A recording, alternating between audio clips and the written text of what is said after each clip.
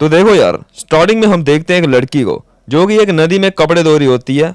और वो नदी कोई आम नदी नहीं होती, वो होती है एक जादुई नदी। और हमें बताया जाता है कि इस शहर में काफी ज्यादा जादूगर रहते हैं, लेकिन बेचारी इस लड़की के पास कोई मैजिक नहीं होता है। लेकिन इसको उम्मीद होती है कि ये एक ना एक दिन मैजिक जरूर सीख जाएगी।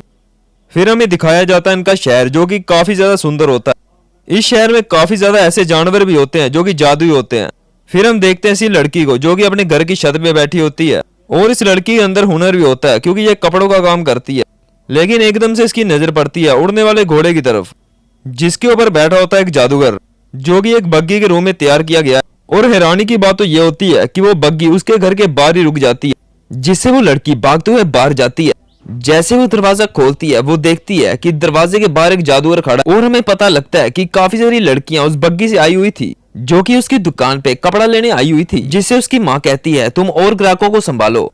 वो लड़की एकदम से उसी जादूगर के पास चली जाती है और पूछती है क्या लेंगे आप, जिससे वो कहता है मुझे कपड़ा चाहिए और इसमें सब कुछ लिखा हुआ है। फिर हम देखते हैं कि लड़की कागज के हिसाब से कपड़े को काटने लगती है। वो जादूगर गहराई से उसको देखने लगता है कि वो बहुत बढ़िया तरीके से कपड़ा काट रही, जिससे वो कहता है यार ये तो किसी मैजिक से कम नहीं है। जिससे वो लड़की कहती है कि इसका मैजिक के साथ कोई भी मेल नहीं है। वो लड़का कहता है कि तुम्हें इतना ज्यादा प्यार क्यों है मैजिक के साथ, मुझे बताओ यार। फिर हमें लड़की की स्टोरी दिखाई जाती है। हम देखते हैं उसके सामने होता है अजीब सी शक्ल वाला मॉन्स्टर। और वो मॉन्स्टर उस लड़की के सामने बहुत ज्यादा चमत्कार करता है। और मैजिक देख के लड़की काफी ज्यादा खुश होने लगती है। उसकी आंखों में मैजिक को लेकर काफी ज्यादा किरणें होती, जिससे उसे लगने लगता है कि मैजिक के बिना दुनिया कुछ नहीं है। फिर हम पहुंचते हैं असली जिंदगी की ओर। वो लड़का बोलता है अच्छा तो मुझे अब समझ आई तुम्हारी कहानी। फिर हमें दिखाया जाता है कि एकदम से भूकंप आ जाता है, जिससे सारे ग्राहक डर जाते हैं, जिससे वो कहते हैं ये क्या था। लड़की भागते हुए दरवाजे के बाहर जाती है। वो देखती है कि पैकेजेस खुल चुके थे और जो वो बग्गी थी वो किसी ने तोड़ दी थी। हमें दिखाया जाता है एक लड़का काफी ज्यादा थका हुआ होता है, जिससे वो लड़का कहता है कि मेरी कोई भी गलती नहीं थी। लेकिन ये लड़का सरासर झूठ बोल रहा होता है। फिर हम देखते हैं कि उस लड़के की माँ उन सभी से माफी मांग रही होती है, जिससे वो तीनों लड़कियां कहती हैं अब हम घर कैसे जाएंगे बताओ। जिससे साइड से जादूगर की आवाज आती है। वो कह रहा है इतना भी क्या हो गया कि तुम्हारी बग्गी तोड़ दी तो। जिससे लड़की कहती है क्या आप इसे ठीक कर सकते हैं क्या। वो कहता है क्यों नहीं, मैं इसे ठीक करता हूँ। और एकदम से अपनी पहचान बताने लगता है। वो जादूगर अपना नाम बताता है जिसका नाम होता है कीफरी, जिसके पास जादुई टोपी भी होती है जो कि एक प्रोफेशनल जादूगर के पास होनी चाहिए।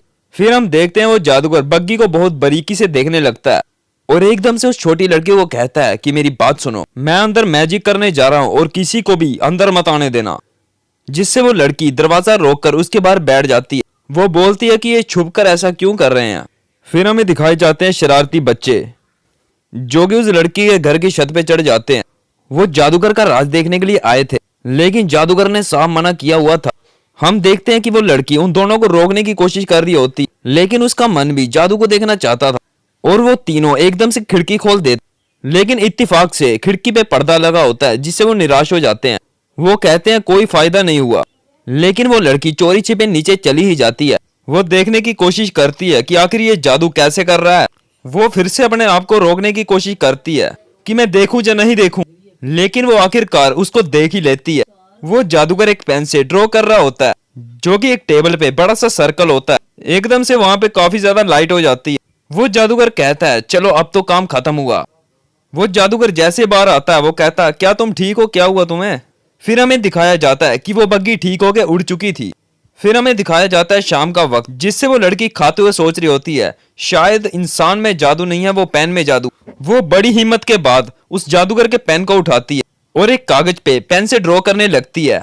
जैसे वो उस सर्कल को पूरा करती है उसके चेहरे पे तेज रोशनी पड़ती है, जिससे लड़की काफी ज्यादा खुश हो जाती है। लेकिन वो एक बार फिर से जादुई पेन से ड्रॉ करने की कोशिश करती है और उसके मुंह पे डर साफ साफ दिख रहा था कि आखिरकार कुछ गलत तो नहीं हो जाएगा। लेकिन हम देखते हैं एकदम से उसको कोई पकड़ लेता है।